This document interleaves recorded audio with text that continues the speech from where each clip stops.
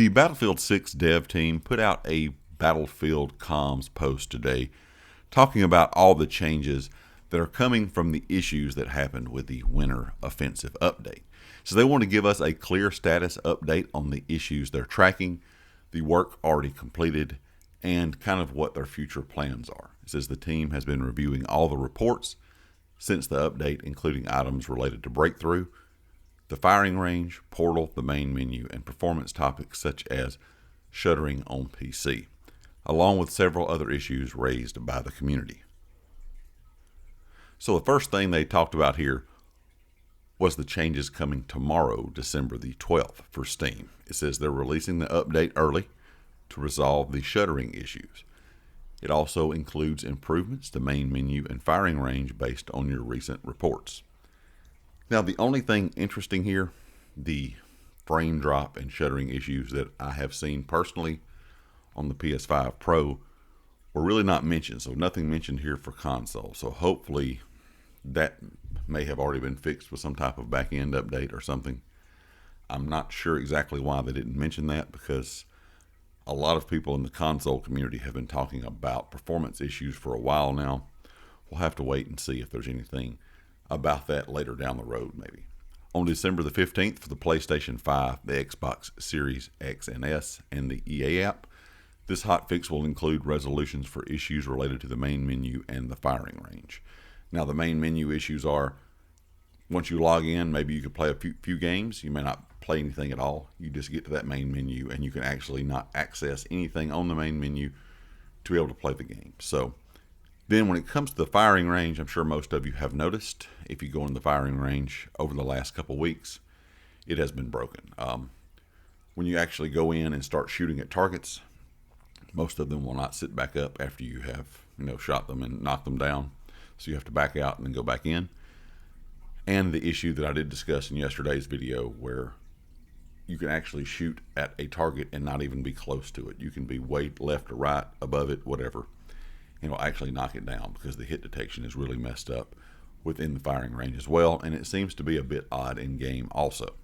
It says their goal is to keep you informed, show where resolutions are progressing, and set expectations for what's coming next. They've also identified issues after update 1.1.3.0. First of all, it said for Battle Royale, users remain stuck in air during insertion. That has been resolved. The Battle Pass tier skip with the Winter Offensive bonus path, has been resolved. Changes to soldier momentum after the update has been resolved as well. That was where you were losing too much momentum during successive jumps as well as sliding. These issues have now been resolved, and players should hold the normal speed that you would have had before the update. Also, another issue that was resolved was daily challenge rewards. The XP reward for daily challenges was unintentionally reduced from 5,000 to 3,500 XP. That has now been returned to its original values. Conquest ticket count was 1,000 instead of 1,200. They were appearing lower than intended on some servers. They have implemented a resolution to restore the correct value of 1,200. Main menu navigation, the resolution hotfix is underway, so this is not done just yet. Some players have been experiencing a hard lock on the bulletin panel of difficulty navigating menu tiles, or in some cases selecting ice lock and receiving the original variant of Manhattan Bridge. So that is something they are working on. The micro shuttering taking place at set intervals on Steam. Like I said, there will be a fix for that tomorrow, along with the firing range on the 15th. Bot stats tracking. Earlier this year, they removed bot kills from player stats, but encountered a related issue that prevented us from removing deaths in the same way. This resulted in inconsistencies on stat pages, so that's something that they are working on as well and trying to get a fix for that in. Inconsistencies of rubber banding with many spec systems. They have a resolution for that in development as well. It says if the game can't maintain the 60 Hz simulation rate due to the CPU load, so they're trying to work on some things to fix those issues with rubber banding. It says you can check this by enabling the performance overlay in your settings graphics advanced, modify, performance overlay, and then go to simple. So if the sim rate is dropping, try capping your frame rate in advanced graphic settings to help balance your CPU usage. So it seems like that is going to be the best solution now, as of right now, if you're having rubber banding problems, until they get this fix actually in the game. It says, we've also been reviewing your feedback around the changes with this update and want to highlight the main themes we're seeing across the community channels. And breakthrough is a big one. First of all, changing breakthrough from 64 players on a lot of maps was something a lot of the community did not like. So they are looking at that.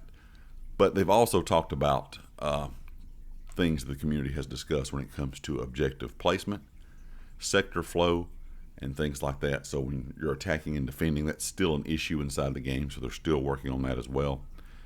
But I think the biggest issue right now, since the update, is the amount of vehicles that you have on some of the attacking sides. Since we saw reports of new vehicles spawning, while early ones were still active, which led to more pressure on defenders than intended. We rolled out a resolution yesterday as part of our ongoing tuning, and we'll continue to monitor for new occurrences. I'm still not sure if the community is happy with the amount of vehicles that we have inside of some of these breakthrough maps. I do understand that they were trying to help the offensive team by giving them more vehicles than they had maybe when the game started, because we did have issues with them not spawning correctly and everything like that, so it took them a while to get that worked out. But overall, something has to change with breakthrough when it comes to just the vehicle usage anyway, because a lot of people like breakthrough because it's more infantry based. But in order to help one side or the other be able to defend or attack, they've decided to add more vehicles in certain scenarios, in certain parts of the map. They will spawn more vehicles, whether it be tanks or IFVs. And a lot of people in the community aren't really happy with that. They really liked the way it was more infantry based.